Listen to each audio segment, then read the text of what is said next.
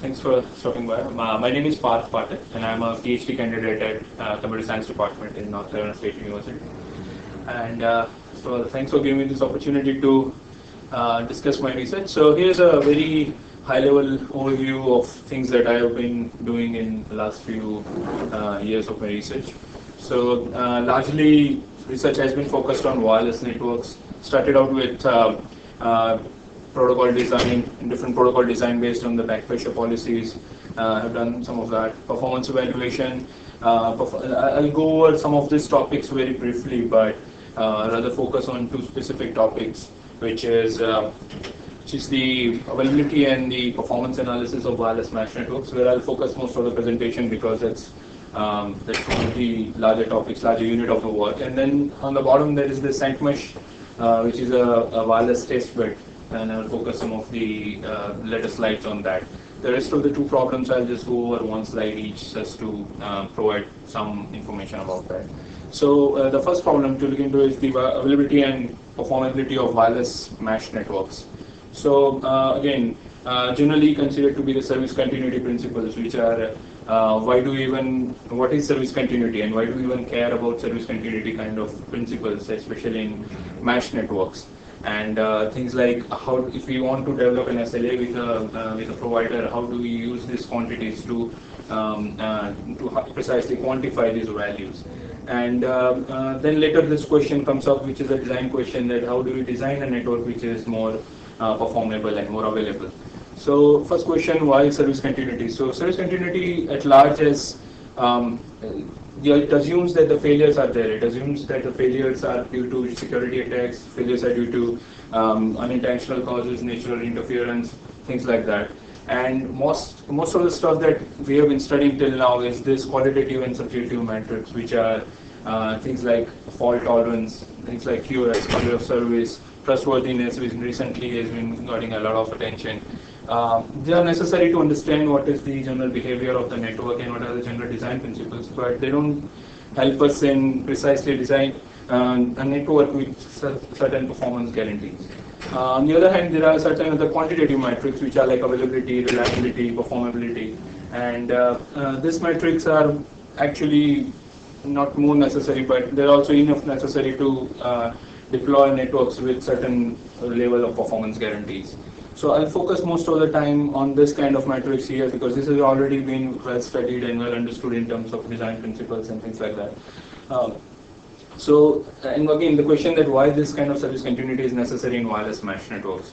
Wireless mesh networks themselves have come a long way from starting as a principle of ad hoc network derived from a family of ad hoc networks, and now they are being compared to the more of a general case cellular access networks.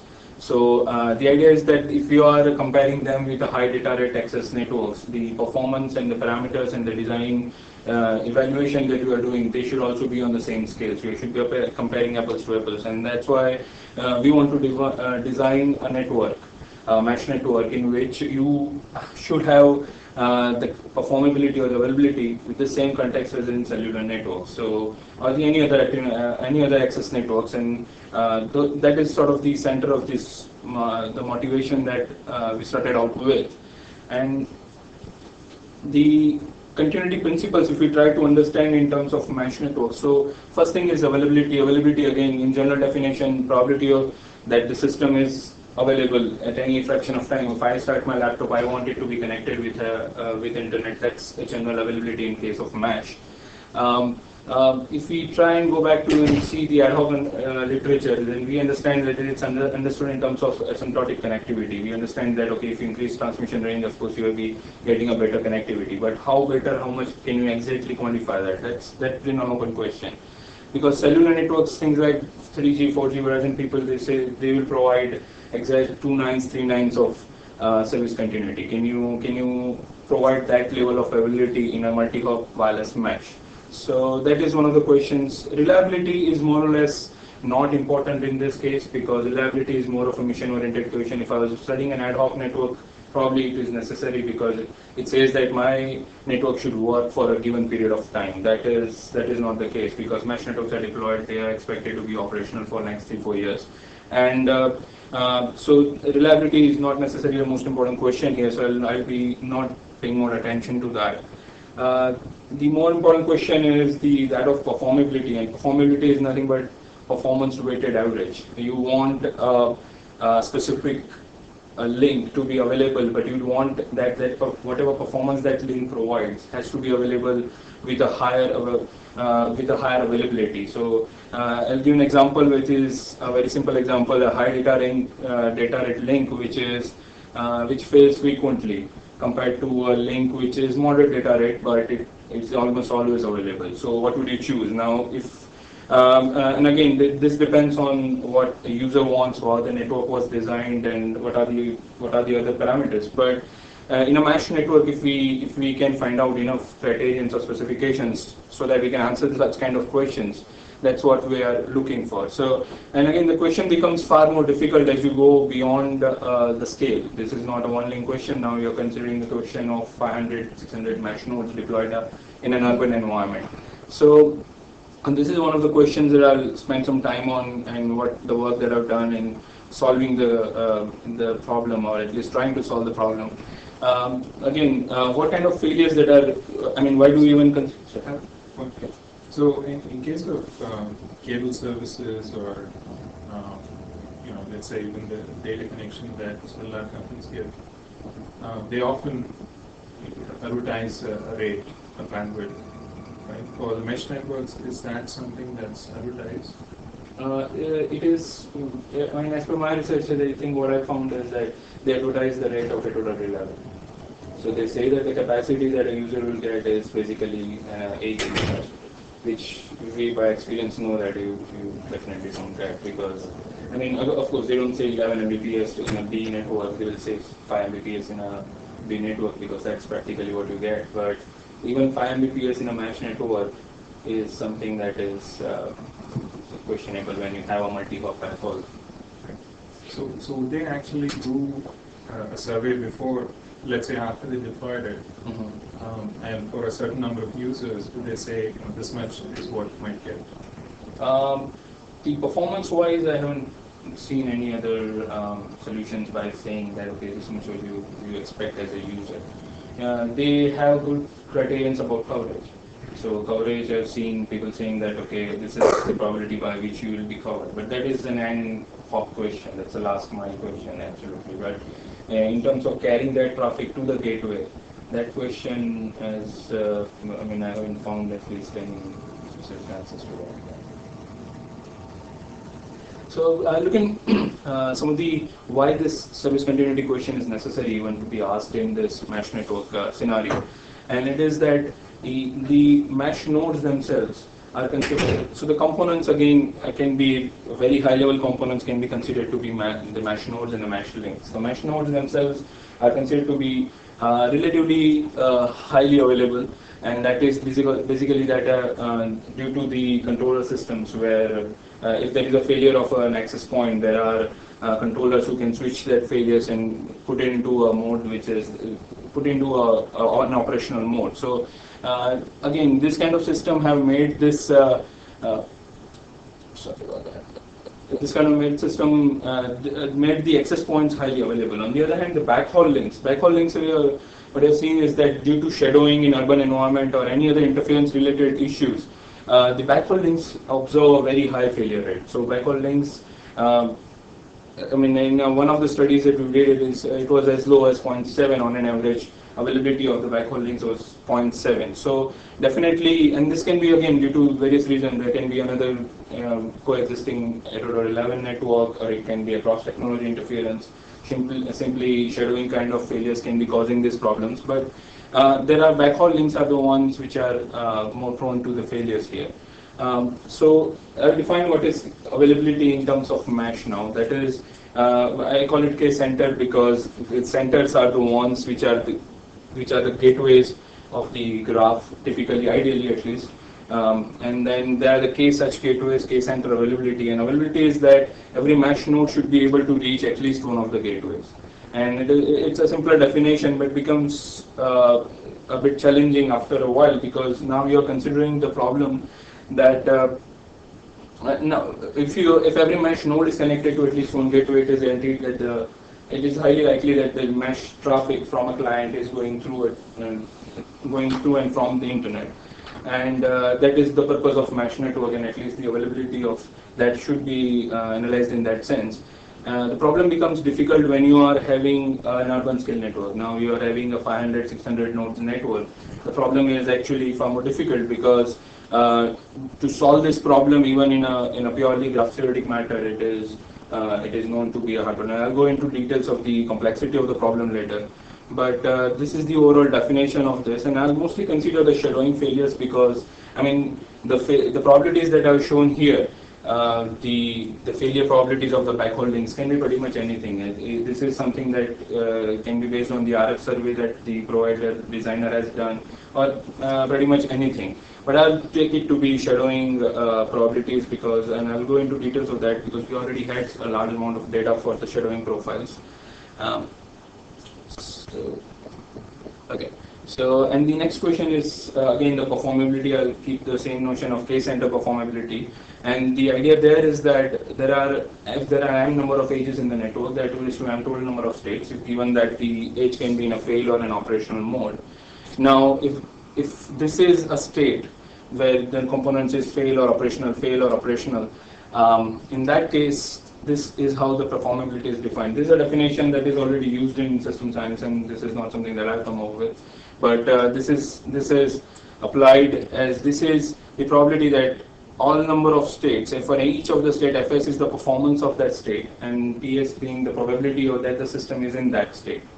And by system, I mean here the mesh network. So, and you have to add that, accumulate that across all such states. So by doing this, what you are doing is the state which is more probable or which has more performance, they are going to add more to the performability value. And again, what I'll choose to be performance is the simple metric of network throughput. That is, what is the amount of traffic that goes to and from the gateways. And when I say gateways, all the gateways in the network. Again, the problem is difficult. I mean, this problem might be easily solvable if I have 10 nodes and let's say 10 components which are failing. But when I consider the scale of 500 nodes network, the problem becomes very difficult because the 2 AMP states, and even to choose a small fraction of the states and to analyze this makes it, there is no way to estimate the values here. So, and how to solve the problem, and that I'll go into more details of those later. So here's how we proceed. First, there is a KCA evaluation algorithm, which is the k-center availability, and then there is a KCP evaluation algorithm. Both these are put into an actual Google Wi-Fi or any other RF profile that I'll show later, and then that is used to analyze what actually should be the design principles when you want to design a network or mesh network which has high KCA or high KCP. To start with the KCA evaluation algorithm, just to a very brief overview of what is the complexity of the problem. I don't want to go into too much of the mathematics here. But availability, if I consider all the edges to be of failure of probability P, then this is the reliability polynomial which gives me that availability of such a system is going to be this fraction, this sum, where Ni is the number of edges between the source and the destination, and they have the exactly I number of edges. Again, this is only 2-terminal reliability, and what the question that we are asking is from various nodes to a gateway. From every node is it connected to at least one gateway. And the problem is hard, or at least complex, because we already know that this the counting of Ni is itself a HP problem. So by that, 2-terminal availability itself is a complete problem, and by the same logic you can apply, and we can find out that the finding KCA is again a complex problem. It's not possible to even just enumerate all the states and find out the availability, because that will take exponential amount of time with increasing in terms of M. So the other methods that have been proposed or used in literature are methods like you can use bounds on our KCA, and KCA there are graph theoretic methods which will allow you a good set of bounds. But the problem with that is they're easy to find, but they are bound, and of course they will not give us a precise evaluation of a value which we are interested in. The second thing is Monte Carlo simulations are already being used. Monte Carlo allows improved estimation. That means that you can generate a few number of states out of the entire set space, pick the states randomly, and estimate the quantity just based on those values. Now, this can be done, and then it's perfectly fine to do that, but the problem is that the accuracy depends on the number of states that you have actually generated. Now, the moment you are reducing the number of states to generate to get the efficiency, you are actually losing the accuracy at a very fast scale. So this method also does not scale very well in terms of due to its efficiency. It gives a good accuracy. And then there is a third method which is by a classic paper sometimes in the 80s, and it's called constrained Monte Carlo state generation, and I'll go into details of that slightly later. It's nothing but combines the advantages of these two methods, which can be also used for the case of this, for the case of mesh network. So I'll just show what is a lower bound mean on KCA in the case of a mesh network. So what it shows is that we can find out a lower bound if we have two edge let's say I number of edge disjoint forests, and in each forest, each forest contains at least each tree contains at least one gateway, and every node is connected to at least every node belongs to at least one forest. If we find out all these edge disjoint forests, then it is possible that as long as this particular forest is operational, every node should be able to reach at least one gateway. And this is just an availability question that you can find out as many as such forests given what is the topology. You can divide the partition the topology such that you can find out the max number of forests, and the more you can find, the better the bound is going to be. And again, this is a lower bound by the same probability that you want to find out how many such forests exist in the topology, and then use that for the purpose of lower bound. So your aim was just to study the availability, or also the routing or the scheduling in order to get the best path, or? No, it is assumed that the routing is, so if there is a failure, let's say in a link, then it is assumed that the routing is able to take care of the routing to a different path and reaching the gateway. So that is assumed in a way. But even if, and those things are nowadays, I mean, if I implement, let's say, ODV or DSR or something like that, it will be able to figure out the failure and just route the data from another part. And while considering performability, also you consider the best path, I guess. Currently, I consider the shortest path. Yes.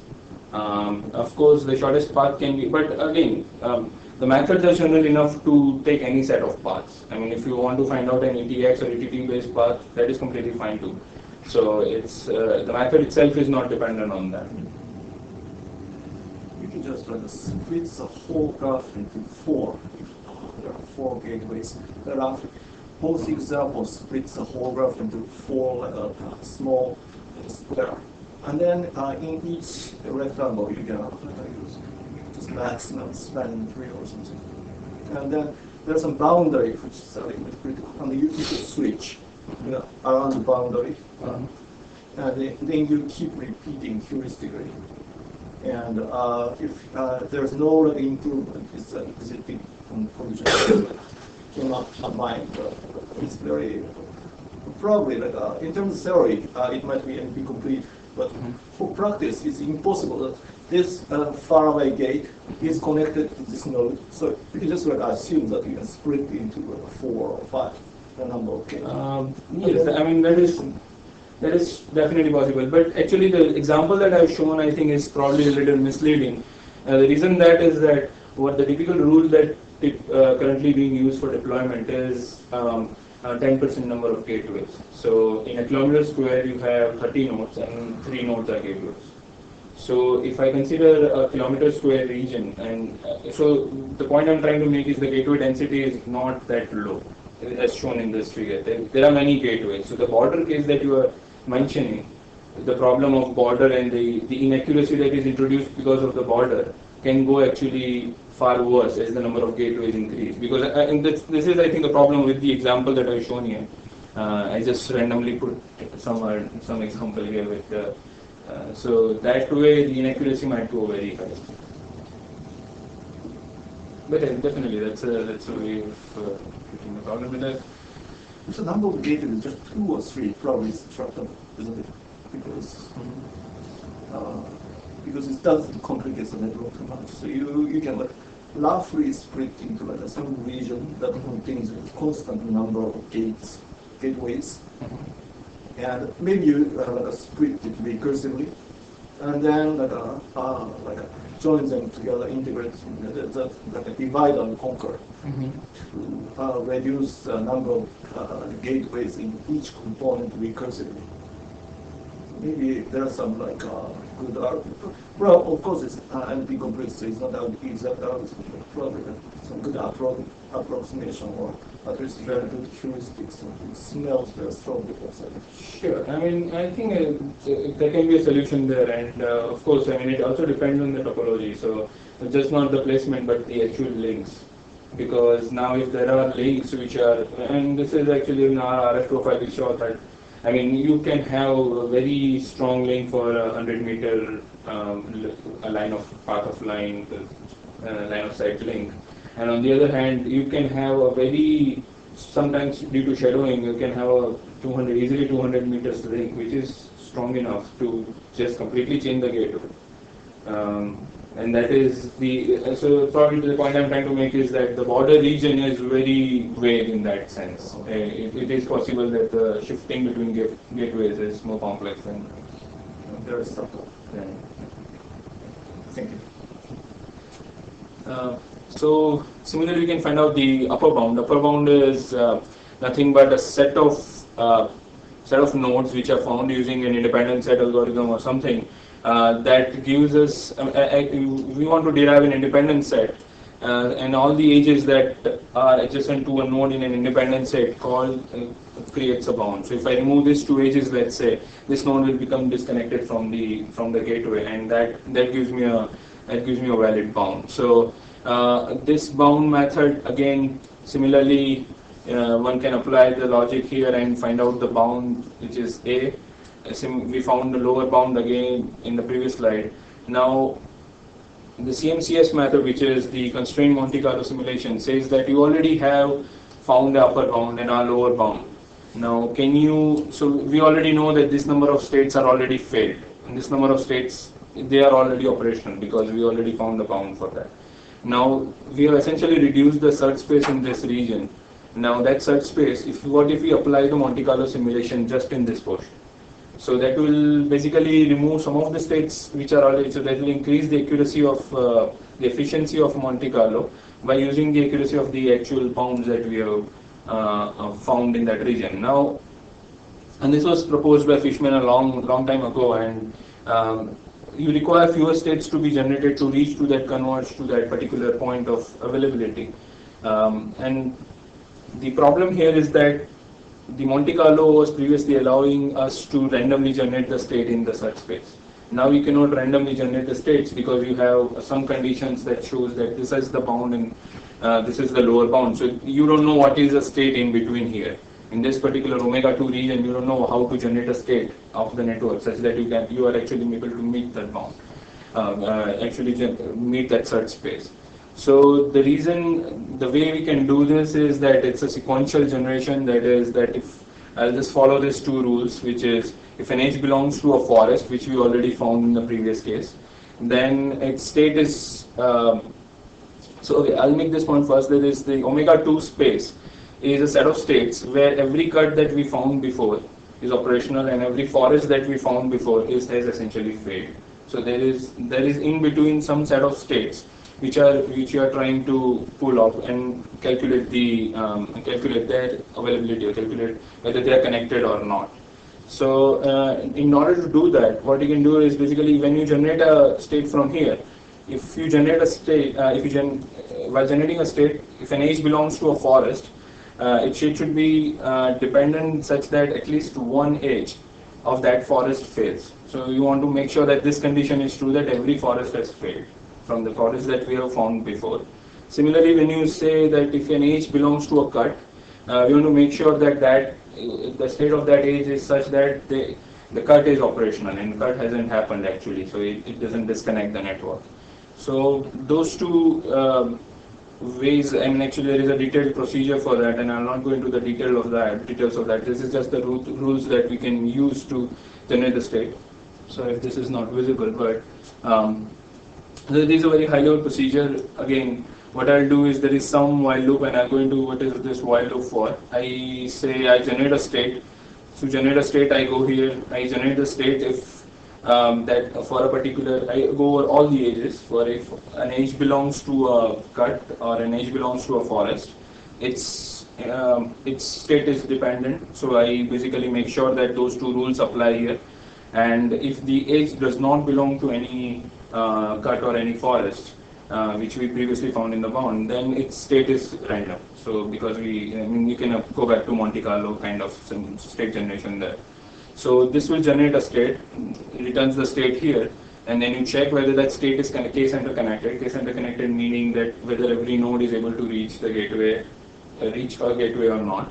If that is true, then you are actually increasing a value, which is just the number of states that you calculated.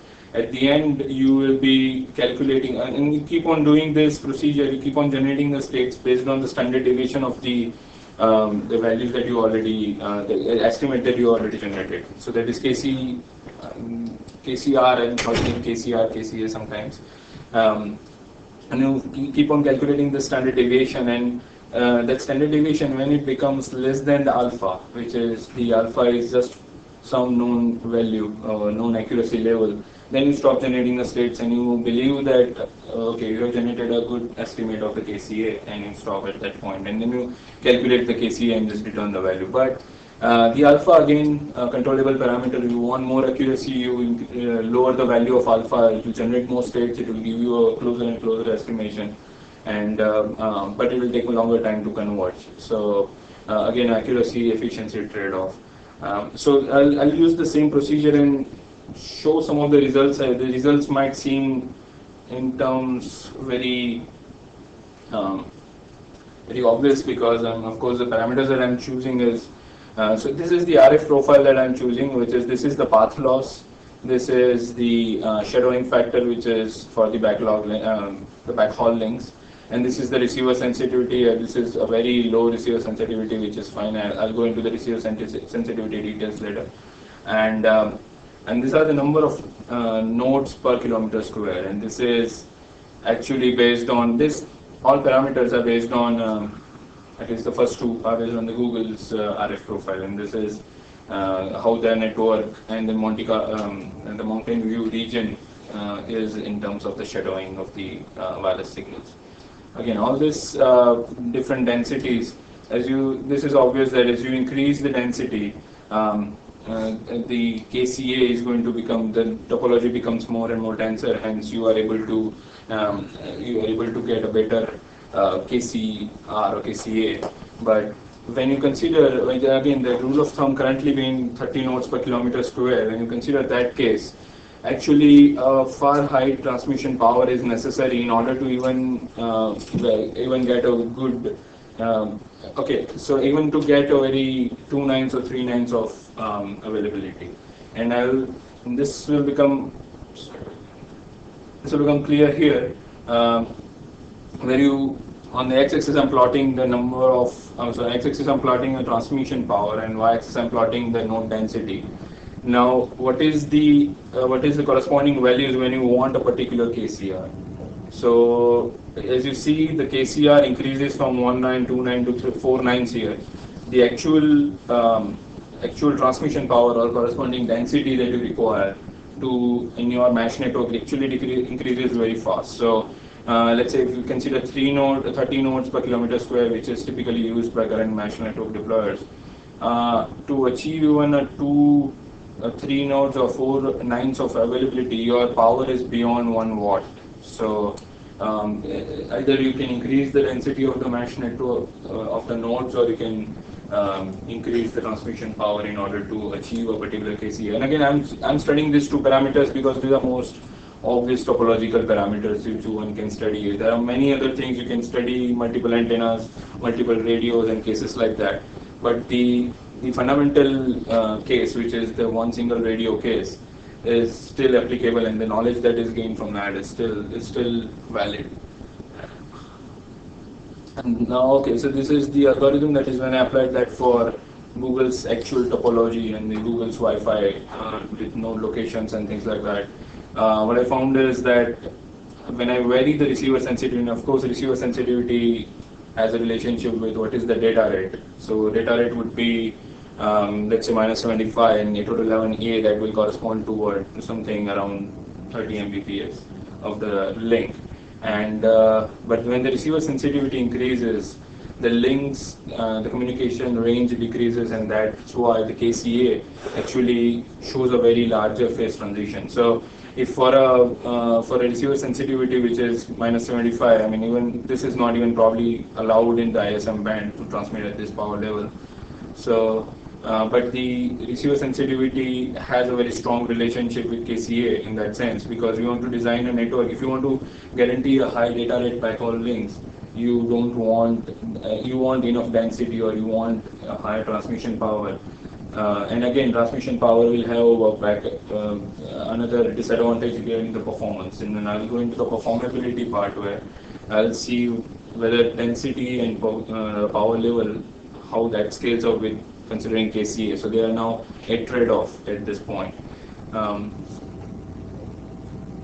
So this is just a general, what is the amount of time that it takes to calculate KCA, and this is for 250 nodes, a complete a shadowing profile that I showed before. This is an upper bound, this is a lower bound, and this is how the actual performability, the availability was calculated. And you can see that this is a search space which is much larger. Hence, the number of samples that are generated in this region is also larger. Hence, the time that is taken is also, time is here, so the samples are taken here. The number of states that you generated for the state is also taking larger. So, but still a reasonable amount of time you can find out the availability of 250 nodes network, which is good. And so again, I'll shift to KCP in rest of time. So I think if you have any question, please stop me and ask me the questions, because I'm moving on at a faster speed probably. KCP, again the same question that I asked before. What is the performance of the throughput, performance of a particular state, and what is the availability or existence probability of that particular state? So if I choose this to be 0 or 1, which is whether it is case center connected or not, that the problem probably just reduces to the problem of KCA, because you are now saying that, okay, whether you pick up a state, then say whether it is 0 or 1, and you put them into different buckets, and your answer will be KCA. The complexity here is high, because you want to find out, I mean, at least I want to choose that FS has to be a realistic metric, which is, let's say, the network throughput. So if I consider the network throughput as the performance of the state, then to estimate the performance of the state itself is a difficult problem. Now you want to do this for multiple states, and again, number of states is huge here. And for each of the state, you want to find out what is the performance, or what is the network throughput. Makes it a complex problem. So how do I target is, so there are multiple methods. Again, for this one, you can use Monte Carlo, again, randomly pick number of states and see what is the performance of those states. What I found is that it never converges. It always finds different values for different, but there is no estimate that can be used as a value of KCP. The other one is most probable state, is basically that when you have a very large variance of number of probability, if you know that almost every link in the network is going to be operational by 0.9 probability. In that case, the total cumulative probability of state existence is actually located to in a very small set of states. So you can generate the states in order of their probability, in the order of their existence probability, and you can use that knowledge to reduce generating the states, all possible states in the network. So this is one of the methods which Gomes and everything they have performed. They have actually developed for the case of some completely different algorithm, but this is applicable here. It will not work very well if every component in the system has a existence probability of 0.5, because if it's 0.5, then you are essentially generating the space linearly, and you are not finding more important states first or any other informed decision, which is I think necessary if you have a large number of states. And similarly, you can use most performable states, and I'll go into some of that later. So here's the very high level sketch. First of all, what I do is the problem size reduction. That is, there is already a large number of ages to treat, to deal with. So can we apply, can we choose some set of ages which are actually more important in terms of their probability of, or in terms of their performance, the impact on performance. So can you find out that few set of ages? Now when you reduce the problem, first of all, there is an inaccuracy that is introduced, and I'll go into the inaccuracy, how much is that. And then you can use that particular set of ages and run the simulations or run the analysis for that set only. And the rest of the ages, their states are actually fixed for the rest of the procedure. And now this is the L set of ages, which is just set of ages which are chosen based on the performance, based on the probability. Now you put that into algorithm, let's say Golden-Combs algorithm or any other algorithm which will generate the states in terms of their existence probability. So once that is done, for each generated state, you can go ahead and find out the throughput of that state. So now you have an input traffic, you have a network state, which is essentially nothing but a set of links and nodes, and what is the input traffic for that. You can go ahead and find out what is the throughput of that state. You can do that by importing the entire state into NS, and just this is what we also tried, that take a state, take a topology, and just put into NS and let NS give us the throughput and what is the throughput for that case, and evaluate the throughput based that. The problem here is that, of course, NS will take a long time to even run for a very small case, where let's say even it takes 30 seconds to even get a reasonable estimate of a state. So if I take 30 seconds for each of the whatever number of states that I'll be generating here, probably it will take a long time. But we still have tried this, and this works completely fine, and this gives a very good estimate. The other one is basically to use a collision domain based estimation, and this is a method that people from RISE had proposed a couple of years ago, and this is an estimation, an upper bound of the network throughput that a mesh network can get. And I'll use this method mostly on this case for this purpose at least, because it is way more efficient than putting the state into NS and gives a relatively good estimate of throughput. So could you possibly have used the same set of states that you generated for KCA? But that is the question here, because the states that are generated for KCA might be more important in terms of the probability. So what I want to find out, the states that I want to find out is, it should also be important in terms of probability, but in terms of performance also. So because it is completely possible that a set of states which are very much probable, but they don't have that much impact on the performability. And similarly, there are a set of states which are high variance of performance, but they are not that probable. So performability sort of nulls out that, gives a conversion. So, and again, for the availability analysis, it was a Monte Carlo simulation, and for Monte Carlo, choosing that set of states gives a it takes a very long time to even find out that. You want even fewer states. So what's the model for performance? So availability was the link can fail or not fail. Mm-hmm. I think I missed what's the model for the performance? What's the variation in performance? So the performance variation, okay, so I think I skipped that point probably. So the performance, if the link is operational, then depending on the receiver sensitivity, you have a specific data rate that you are going to get. And if the link is failed, then the data rate is 0. And I understand that this is, in a way, you want multiple states of a link. You wouldn't get like 54 Mbps and then 0. You want 54 Mbps, 30 Mbps, 20 Mbps, and then 0. Probably 4 states of that.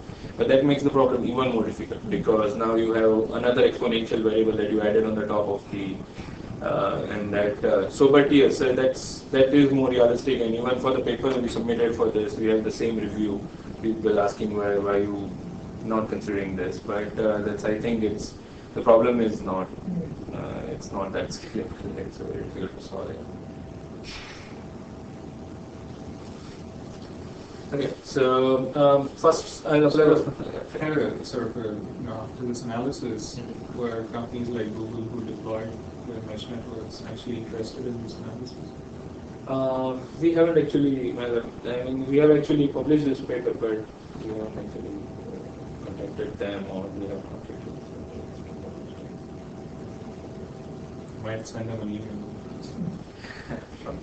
Yeah, because they were kind enough to provide like RF parameters and all that for marketing view, similarly the other network, they were kind enough to provide like what is the RF profile, because RF profile is the central input here, because we are not treating any other failures except shadowing here. If we are considering jamming failures, local interference failures, those kind of things, actually they have the best traces for those things because they already have human data. I think in comparing this with real throughputs that they are getting will be very difficult because there will be so many types of interferences that the model cannot possibly capture everything. I think the other way model can capture it probably, because I mean the other interference would be, I think, the other 802.11 interference or probably other cross technology, let's say microwave oven kind of interference or something else, let's say completely different. But those things are possible to accommodate in terms of probabilities. If you run a network for like say 1 year, you are now already know that this region observes, and this is how we get the probabilities. I mean, I don't have the probabilities in that sense, but typically this is how we get the probabilities. So I think that was the hope here, that we don't want to restrict the probabilities in any way. We want the probabilities to be as it is over the link, and now can you derive a model that will give you the answer there. What about interference between two mesh nodes? Is there any such thing, or the assumption is that they are on different frequencies? No, they are actually on the same frequency because I'm using one single radio case where I'm actually treating a bus case in a way. On single radios, they are on the same frequency. Yeah, so when one is transmitting, can the other transmit at the same time, or there is CSMA, or what is the... So the idea there is, I'll get to that in the second, when I go to the collision domain part. And I understand, I think that what you are saying is, I think, captured by NS. If you put the state into NS, NS will give you the exact, NS, I used NS, can be any simulator. It will give you that, and that is, so the intelligence here is to get down to the as fewer and as more important states here, so that you have to reduce the task here. Because if you, essentially I don't have this too, then I will be reducing, I will be putting a lot of states in the NS, and which is never going to give me a solution. So, but of course, CSMA CA kind of things can also be used for this solution. And CSMA CA also has models for performance evaluation. So that doesn't, that interference relationship that you say, if I'm transmitting, you cannot transmit, things like those. You can actually put them into model, but that depends on how you want to interpret this stage. Not this too in a way. So the first one is the problem size reduction. I think what we identified is 3 set of edges, which is the entire age set was defined, divided into 3 different sets of edges. One is, let's say the based on these 2 properties. One is, the first property is whether an edge interferes with a gateway or not. And the other one was whether an edge has a gateway as in its endpoint or not. So of course these 2 things are in a way connected. So let's say the X is a set of states where edge doesn't, all the edges that have that doesn't have they don't have gateway as its endpoint, and they don't also interfere with the gateway, any gateway in the network, then these are the set of edges which are X. Again, edges that interfere, that don't have the gateway as its endpoint, but they interfere with a gateway, they are the set of Y.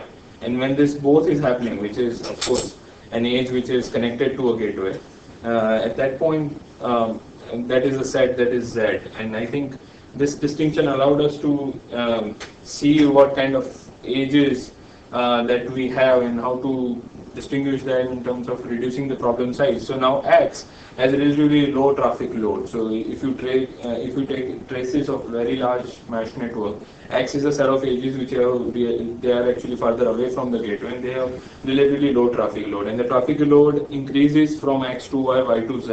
And of course, Z is a set of edges which leads to the gateway, which is that's why it has a very high traffic load. Now, this is what we will do with their states. For the X, we want maximum influx of the traffic towards the gateway. So we'll put them into always on state. We will say that they are never failing, even though they are failing. But we will, for the purpose of matter, to find out the most important links in terms of performance, we will say they are not very important because they are not interfering with the gateway. Then let them push that how much traffic that they can towards the gateway.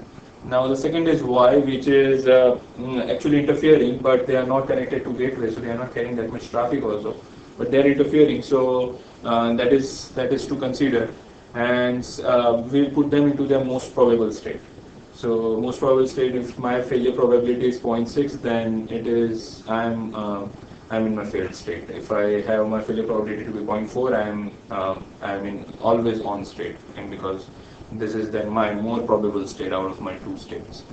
And the Z is the set of links where you want to find out that set L that we will be using in the COMS algorithm. So that to find out that set of links that will allow me to they are the most important links in terms of causing interference to other, in terms of carrying the traffic. So what I do is I take this set as Z and nothing else but find out what is the interference weighted probability weighted interference score. That is how many other edges of set Z that I interfere with. And with what probability, of course. You don't want to find out just the edges, because the edge that I might interfere with might have a very low operational probability. So I find out the probability weighted interference score and then sort those and pick the first L edges as the set of L. So now again, it is this value L that I am choosing is again a tunable parameter. If you want a very large number of edges, let's say if you want 20 edges, then it's fine, your simulation will get run, your accuracy would be slightly worse, but you will get a better efficiency. And if it is possible that you can use all the edges of Z as the input of L, so that is something that depends on the choice, how much computational resources one has. In the case of state generation, so once I have the L set of edges and I fix the rest of the edges, states of the rest of the edges, I just put them into COMS algorithm, and then they will generate the states for me. Now for each of the state that I've generated, what I want is how do I find out the throughput of that state. So for the throughput of the state, here is a method that Bryce research group had proposed at some point in 2009. And the way to do that is, so let DGI be the capacity of a gateway, the traffic demand of a gateway, and BGI be the capacity of the gateway, that is the actual amount of bits per second I can serve as a gateway. And the size of the collision domain, like CD of GI, and collision domain is a set of links which is around the gateway, and together they are not able to transmit together. So they are mutually interfering with each other, so they will essentially require that many time slots in GSMA or TEM, whatever, to actually transmit that many amount of traffic. To do this, again, if we find out a ratio of CDGI for any gateway, we find out the ratio of CDGI by DGI. This is the ratio that the time proportional to CDGI is the time where a gateway is either transmitting, receiving, or actually deferring for someone else who is transmitting in nearby, and basically letting them to complete their transmission so that I can transmit. So which is not a very useful transmission period, not a very useful airtime utilization. And the DGI is the amount of time where you want exactly the amount of traffic that I am receiving and transmitting, which is a useful traffic also, which is the total demand associated with my gateway, with me. So this ratio will be 1 if we choose wireless LAN. If there is no multi-hopping, then ideally this will be 1, because now my collision domain and my DGI will become the same. Using the same thing, now you can extend that. Now the capacity of a gateway is BGI, and then now you want to divide that with the ratio, so that is the amount of airtime utilization a gateway is getting, and hence the total network throughput becomes this. Again, it's an estimation, it's an upper bound in a way, because if I choose, previously I said that I could have put the state directly into NS, and NS would have given me the throughput. But throughput can also be calculated. If you have a large number of states to be calculated, throughput can also be calculated in a method using this. So, of course, the sum across all the gateways will give me the network throughput. So already, so now I know for any state that I generated here, what is the network throughput, and for that network throughput, I can find out the collision domain based throughput, or I can put the state into NS and then can solve the problem.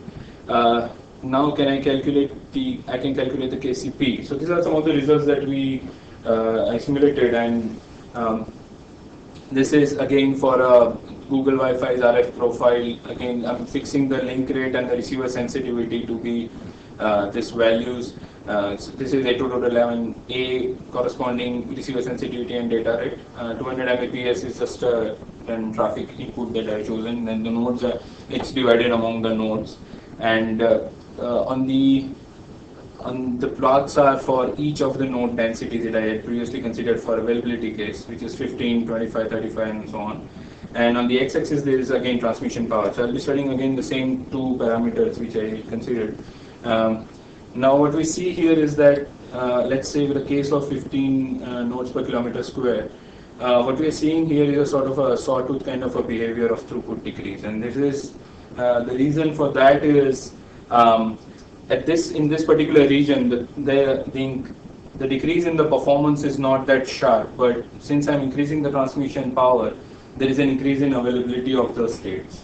So that is for the same performance, but I am getting a better performance, almost the same performance I'm getting with a better availability at this point. So this is something that only performability can capture, because you are considering a lot of states as well as their existence probability. And what we find is that the traditional understanding that if we increase the transmission power, your performance is going to go down. In most of the cases, we are not even seeing that. And this behavior is somewhat seen in the last very high node density case, but that is because we are increasing the node density also. So, in fact, in most cases, there is an increase of performability initially, even with increase of transmission power. If I just calculate the performance, a point of transmission power would be somewhere around here, because this is simply the region where the performability will be far low at that point, because the availability by which the throughput is delivered is low.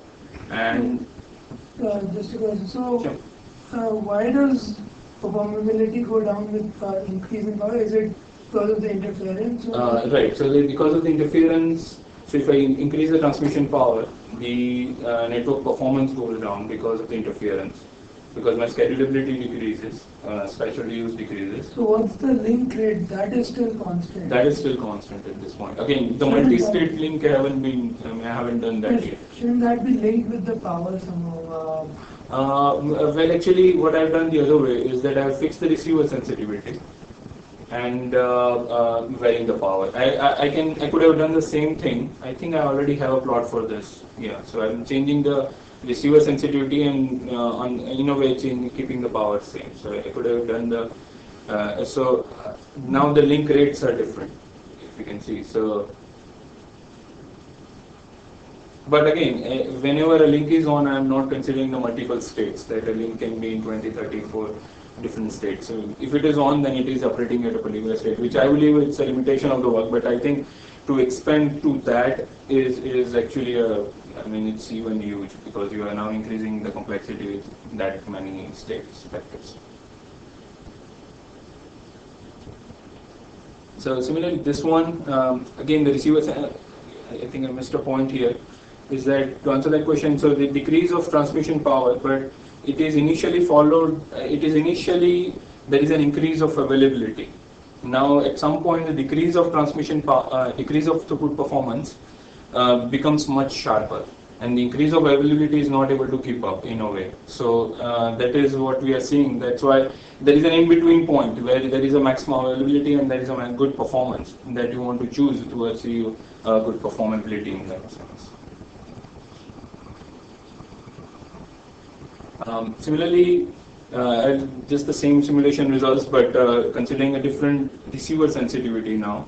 Receiver sensitivity, you change the data rate, and now if you change the link data rate, the performance that you are getting is going to, as a network throughput that you are getting is going to change. So now, what we saw is that the increase in the performance is much sharper compared to the decrease in the availability, because of we saw previously that the receiver sensitivity and availability are at trade-off, because if you increase the receiver sensitivity, your availability connectivity goes down.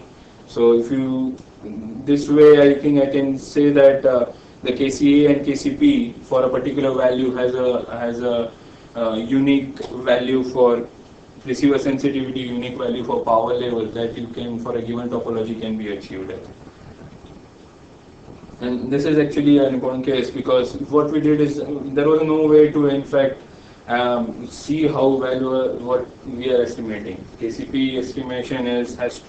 So what we did is basically we took a 40 links, 20 nodes network, and we generated all 2:40 states and calculated performance of all those 2:40 states and found what is the performability in that case, and compared it with our case, what is it giving us in that sense. So the KCP estimation is this line right here, and then this is the performance of the most probable state. This means that every power level, I don't consider multiple levels of degraded system. I just consider what we call is the state in which the most this is how typically the performance is understood, because this is, we consider the networking the most probable state. Given that components are having this failure probabilities, then we consider what is the most probable state of the network, and then find out the throughput or find out the performance in that state, which is actually way overestimating what the performability is giving us. So, and what we find is that this sort of behavior actually is way more pronounced in the actual value that we find. So probably we are missing something that is not capturing this, but still I think the estimate that you are getting is on the same ballpark and not completely random. In fact, we did this for before even the first two figures that I showed. Otherwise, there was no point going ahead. But I think the estimate works well in that sense. Similarly, this is what is the estimation time or the efficiency that I am currently this estimation method takes. Just an example here that if I generate 2:40 states and calculate the performance, it was 198 hours for a worst case for a particular point here, and that worst case can be pretty much anywhere in this. And now if you consider the method where I just showed the estimation method, the estimation can go back to at least 26 hours again in the worst case. So there is a good deduction in terms of the computation that one has to do to generate the set of states.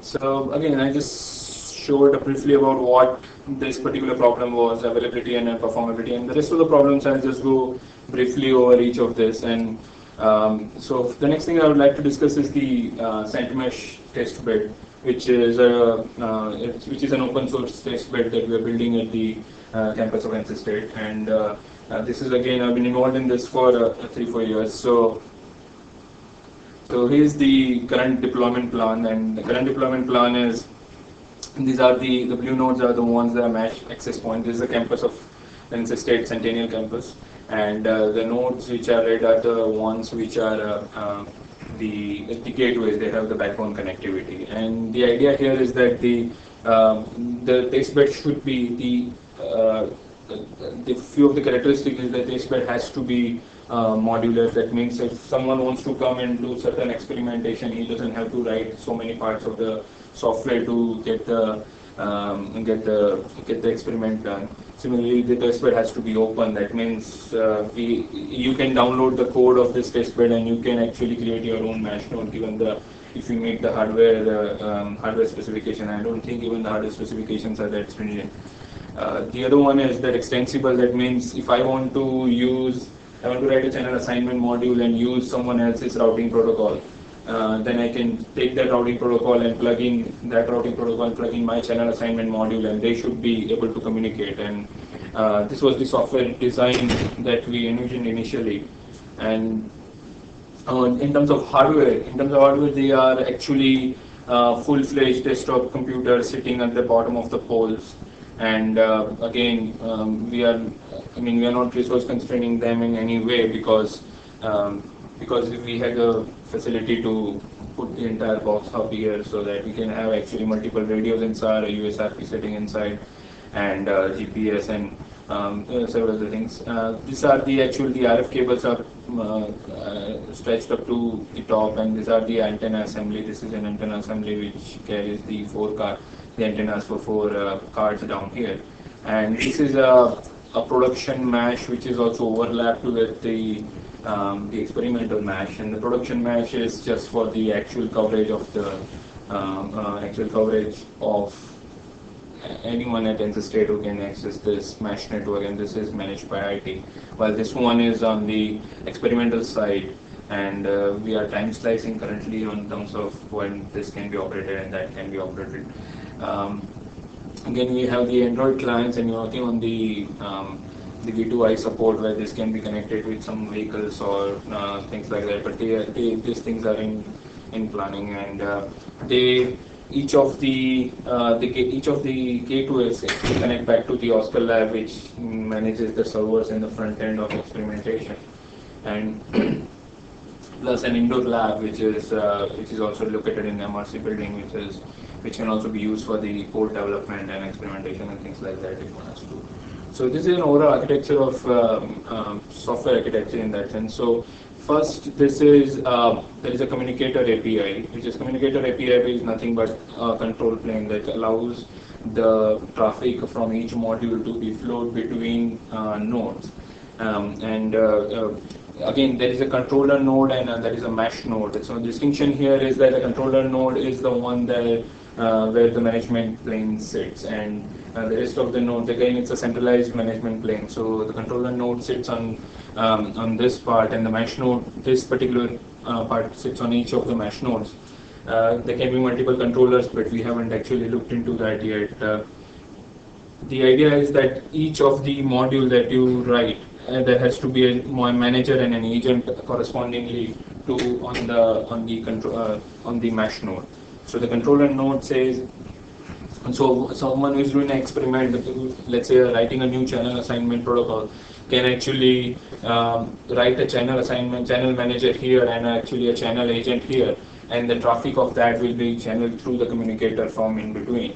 And there are certain system modules, which is again, this provides certain capabilities like I want to flood the message to the entire network. How can I do that? So the dissemination provides that. Similarly, I can report a particular message to the controller, and that those are the specific modules. For any message this to be sent to any other node, just has to go through a particular system module and then go through a communicator and then to the end node. And again, already some of the core modules have been implemented. We have implemented an ETT-based routing, some MacBishop SCSM.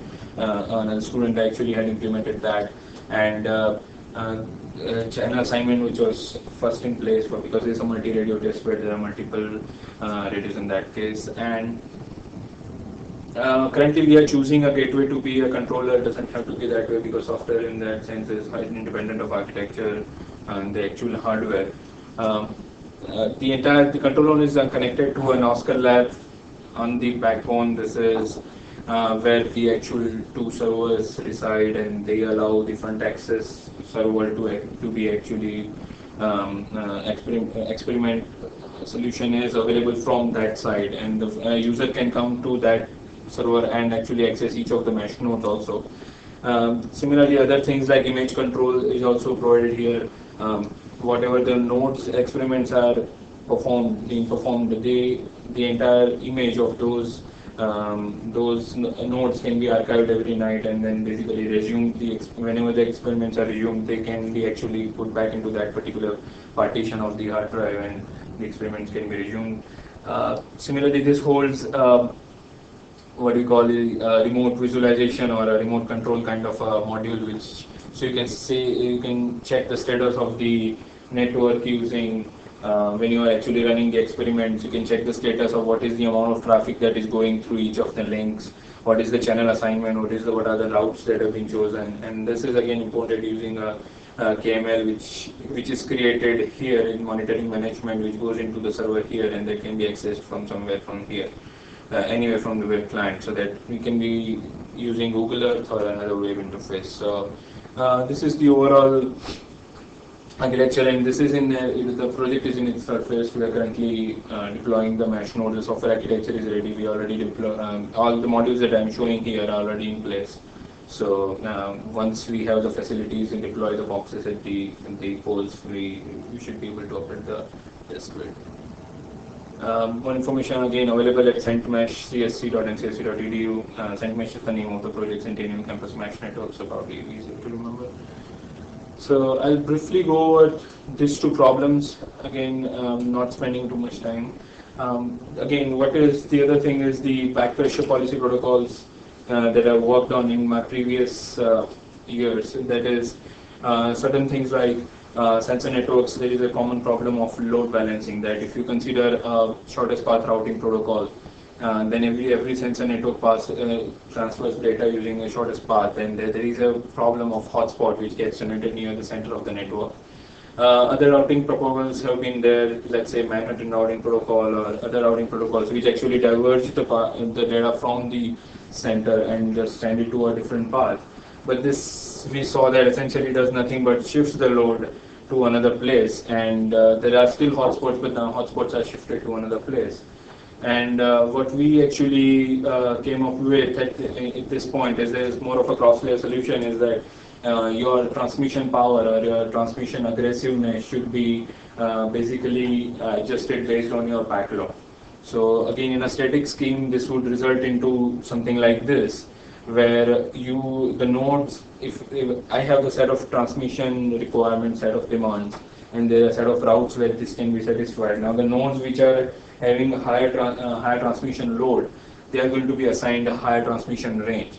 So this will allow them to jump over each other, and this the idea here is that the hotspots are not one node which is a very high transmission power, but there are set of co-located nodes which are actually doing a high amount of relaying. So this will relieve that, and this is just a schematic, but this is actually presented from a simulation, so it's not, I wouldn't call it a schematic. So, and what you can see is that actually this is, the load is actually well balanced in that case. And in the later part, we actually extended this to a CSMA-CA case, where all you have to do is maintain per destination queues, and now share the queue information with your neighbors, and based on that you can figure out what is your transmission urgency, and depending if your backlog is high, you increase your transmission urgency, and similarly you increase your transmission power, so that you are getting a better chance of getting your data through compared to the other nodes around you. So definitely improves fairness. We saw that even actually improves energy efficiency, which is surprising because someone would say that the power control would actually reduce the energy efficiency. But what was happening here is that and there is a trade-off between the number of transmissions that one has to do and the transmission power at which those transmissions are done. So if you are able to reach a point where you're considering both of them, it is in fact possible to find out a path which is energy efficient in most cases. So we were able to actually achieve better energy efficiency for sensors also. And similarly, schemes were defined for the channel width assignment. Again, the idea is very similar, that your channel width or the resources that you are being assigned has to be proportional to your backlog if you want an absolute fairness and network utility. they have to be absolutely proportional to your backlog. So a continuous case, we showed that it's actually the fairness and the network utility is a very good improvement can be achieved. But when we back and implemented that into a CSMS-CA case where there are 3-4 discrete values of channel width, we actually got very similar throughput to this. And these simulations are already in publication. So this, what we saw is that even the 510, it becomes a more of a channel packing problem instead of aggressiveness defining kind of a thing. And with the 510 and 20 and 40, we were able to hit a very good packing solution, which we are also hitting somewhere around in the theoretical solution. So we in the CSMS-CA case also we achieved in the discrete case also we achieved a very good fairness and utility. Of course, the problem here is that in the distributed implementation is very difficult because the transmitter and receiver has to switch the widths, which is again a channel assignment kind of a problem. But again, what we implemented was a centralized solution, so the distributed one is not yet implemented. Similarly, the packet aggregation based aggressiveness was implemented, where you increase the increase the aggressiveness of the once you occupy the medium, you want to occupy the medium for a longer period of time until you become the second most backlogged queue. So that many packets are actually aggregated in a single frame, and that packet is sent out. So this is very similar to on the back pressure policy, and this was published in I think the last WCNC. And I think this one is the last problem that I'll briefly discuss is the throughput anomalies problem. And this was more of a theoretical study instead of an actual implementation study.